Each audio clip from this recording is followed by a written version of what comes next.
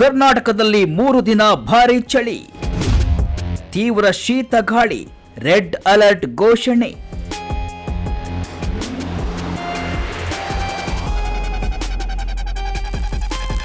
ಕರ್ನಾಟಕದಲ್ಲಿ ಮಳೆಯ ಕಾಟದ ಜೊತೆಗೆ ಚಳಿಯ ತೀವ್ರತೆಯೂ ಹೆಚ್ಚಾಗಿದ್ದು ಜನರು ಥಂಡಿಗೆ ಮುದುಡಿ ಹೋಗಿದ್ದಾರೆ. ಕಳೆದ 2 ದಿನದಿಂದ ಅತಿ ಹೆಚ್ಚು ಚಳಿ ಬೀಳ್ತಾ ಇದೆ. ಸಾಕಪ್ಪ ಚಳಿಯ ಸಹವಾಸ ಅಂತಿದ್ದ ಜನರಿಗೆ ಹವಾಮಾನ ಇಲಾಖೆ ಶಾಕ್ ಕೊಟ್ಟಿದೆ.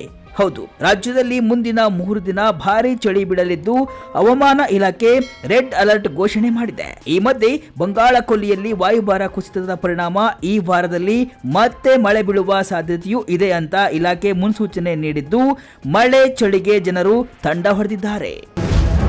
14 ವರ್ಷದ ಬಳಿಕ ಬೆಂಗಳೂರಲ್ಲಿ ತೀವ್ರ ಚಳಿ, ಡಿಸೆಂಬರ್ 21ರಿಂದ ಮಳೆಯೂ ಇರುತ್ತೆ ಎಂದ ಇಲಾಖೆ.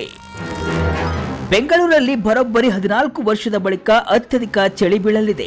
ಬೆಂಗಳೂರು ನಗರ ಮತ್ತು ಸುತ್ತಮುತ್ತಲಿನ ಪ್ರದೇಶಗಳಲ್ಲಿ ಮುಂದಿನ 48 ಗಂಟೆಗಳ ಕಾಲ ಅತಿ ಹೆಚ್ಚು ಚಳಿ ಬೀಳಲಿದೆ ಅಂತ ಹವಾಮಾನ ಇಲಾಖೆ ಮುನ್ಸೂಚನೆಯನ್ನ ನೀಡಿದೆ. ಅಲ್ಲದೆ ಕೆಲವು ಕಡೆಗಳಲ್ಲಿ ಬೆಳಗಿನ ಜಾವ ದಟ್ಟ ಮಂಜು ಕವಿಯುವ ಸಾಧ್ಯತೆ ಇದ್ದು ಜನರು ಎಚ್ಚರಿಕೆಯಿಂದ ಇರುವಂತೆ ಸೂಚನೆ ಕೊಟ್ಟಿದೆ. ಇಂದು ರಾತ್ರಿ 12 ಡಿಗ್ರಿ ಸೆಲ್ಸಿಯಸ್ ಉಷ್ಣಾಂಶ ದಾಖಲಾಗುವ ಹಿನ್ನೆಲೆಯಲ್ಲಿ ಚಳಿಯ ತೀವ್ರತೆ ಜಾಸ್ತಿ ಇರಲಿದೆ. 2011ರ ಡಿಸೆಂಬರ್ 24ರ ರಾತ್ರಿ 12.8 ಡಿಗ್ರಿ ಸೆಲ್ಸಿಯಸ್ ಉಷ್ಣಾಂಶ ದಾಖಲಾಗಿತ್ತು. 14 ವರ್ಷಗಳ ಬಳಿಕ ತೀವ್ರ ಚಳಿ ಕಾಣಿಸಿಕೊಳ್ಳಲಿದೆ.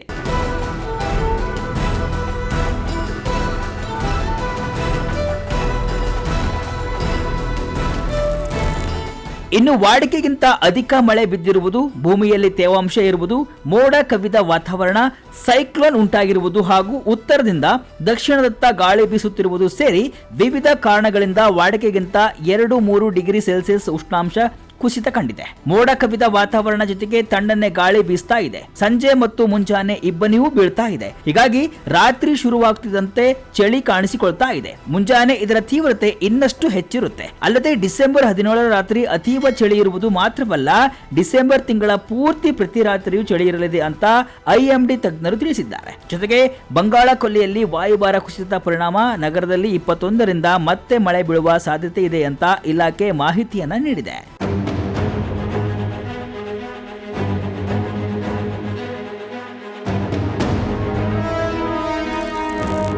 ತೀವ್ರ ಶೀತ ಗಾಳಿಯ ಸಾಧ್ಯತೆ ಹಿನ್ನೆಲೆ ಇಂದಿನಿಂದ 3 ದಿನ ಕಲಬುರಗಿ, ಬೀದರ್, ವಿಜಯಪುರ ಜಿಲ್ಲೆಗಳಿಗೆ ರೆಡ್ ಅಲರ್ಟ್ ಅನ್ನ ನೀಡಲಾಗಿದೆ. ಉಳಿದಂತೆ ಅದೇ ಭಾಗದ ಬಾಗಲಕೋಟೆ, ರಾಯಚೂರು, ಯಾದಗಿರಿ ಜಿಲ್ಲೆಗಳಿಗೆ ಯೆಲ್ಲೋ ಅಲರ್ಟ್ ಅನ್ನ ನೀಡಲಾಗಿದೆ. ಬೀದರ್, ವಿಜಯಪುರ, ಕಲಬುರಗಿ ಜಿಲ್ಲೆಯಲ್ಲಿ 6ರಿಂದ 7 ಡಿಗ್ರಿ ಸೆಲ್ಸಿಯಸ್ ತಾಪಮಾನ ದಾಖಲಾಗುವ ಸಾಧ್ಯತೆ ಇದೆ. ಇದು ಸಾಮಾನ್ಯಕ್ಕಿಂತ 6ರಿಂದ 7 ಡಿಗ್ರಿ ಕಡಿಮೆ ತಾಪಮಾನವಾಗಿದೆ. ಇನ್ನು ಯಾದಗಿರಿ, ರಾಯಚೂರು ಮತ್ತು ಬಾಗಲಕೋಟೆ ಜಿಲ್ಲೆಗಳಲ್ಲಿ ಸಹ ಶೀತ ಅಲೆಯ ಇರಲಿದ್ದು ಅಲ್ಲಿ ತಾಪಮಾನ ಸುಮಾರು 10 ಡಿಗ್ರಿ ಸೆಲ್ಸಿಯಸ್ ಇರಲಿದೆ. ಇದು ಸಾಮಾನ್ಯಕ್ಕಿಂತ 4ರಿಂದ 5 ಡಿಗ್ರಿ ಕಡಿಮೆ ತಾಪಮಾನವಾಗಿದೆ. ಒಳನಾಡಿನ ಒಂದೆರಡು ಕಡೆಗಳಲ್ಲಿ ದಟ್ಟ ಮಂಜು ಕಂಡು ಬರಲಿದೆ. ಇನ್ನು ಈ ಜಿಲ್ಲೆಗಳನ್ನು ಹೊರತುಪಡಿಸಿ ರಾಜ್ಯದ ಇತರೆಡೆ 3 ದಿನಗಳ ಕಾಲ ಒಣ ಹವೆ ಇರುವ ಸಾಧ್ಯತೆ ಇದೆ ಅಂತ ಹವಾಮಾನ ಇಲಾಖೆ ಮುನ್ಸೂಚನೆಯನ್ನ ನೀಡಿದೆ.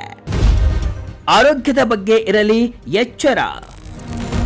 ಚಳಿ ಹಿನ್ನೆಲೆಯಲ್ಲಿ ವಾಯು ವಿಹಾರ, ವ್ಯಾಯಾಮಕ್ಕೆ ಹೋಗುವವರು ತುಂಬಾ ಎಚ್ಚರಿಕೆಯಿಂದ ಇರಬೇಕು. ಉಸಿರಾಟದ ಸಮಸ್ಯೆ ಎದುರಿಸುತ್ತಿರುವವರು, ಮೂಳೆ ನೋವಿನಿಂದ ಬಳಲುತ್ತಿರುವವರು ಹೊರ ಹೋಗದಿರುವುದೇ ಉತ್ತಮ. ವಿಶೇಷವಾಗಿ ಮಕ್ಕಳು, ಹಿರಿಯ ನಾಗರಿಕರು ಆರೋಗ್ಯದ ಬಗ್ಗೆ ಗಮನ ಹರಿಸಬೇಕು. ಶೀತ, ನೆಗಡಿ, ಕೆಮ್ಮು ಮತ್ತು ಜ್ವರ ಸೇರಿ ಇತರೆ ಕಾಯಿಲೆಗಳು ಎದುರಾಗಲಿವೆ.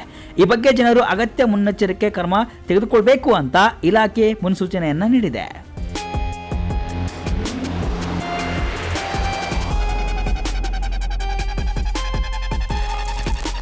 ಒಟ್ಟಿನಲ್ಲಿ ರಾಜ್ಯದ ಜನತೆಗೆ ಚಳಿ ಹಾಗೂ ಮಳೆಯ ಕಾಟದಿಂದ ಸದ್ಯಕ್ಕೆ ಮುಕ್ತಿ ಇಲ್ಲ.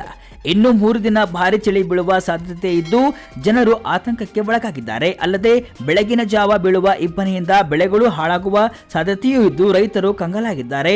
ಜೊತೆಗೆ ಈ ವಾರ ಮಳೆಯೂ ಬೀಳುವ ಸಾಧ್ಯತೆ ಇದ್ದು ರಾಜ್ಯದ ಜನತೆಗೆ ಸಂಕಷ್ಟ ಸದ್ಯಕ್ಕೆ ತಪ್ಪಿದ್ದಲ್ಲ.